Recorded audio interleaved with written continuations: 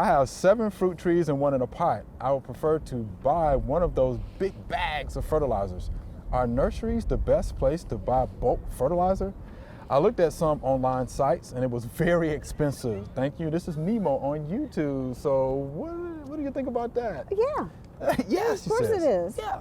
Yeah, they nurseries, garden centers, all of them have bulk fertilizers that they can buy. Right. I just, of course, I don't know, 7 fruit trees. Have they ever took a pH test to know That's whether what I was thinking. Look at you. whether they need? Test? I mean, they may not need anything but nitrogen. You don't know because you haven't done a soil test to see. Right. So I would do a soil test, Nemo. That'd be the first thing I would do would before too. I run out and buy that bulk supply of fertilizer. Bulk supply of fertilizer. So get that soil test and let's see if you need that. For your fruit trees, you might need some, but use those according to, of course, getting the soil tested. We hope you loved the video. We would love for you to ask more questions. Be sure to leave those questions in your comments.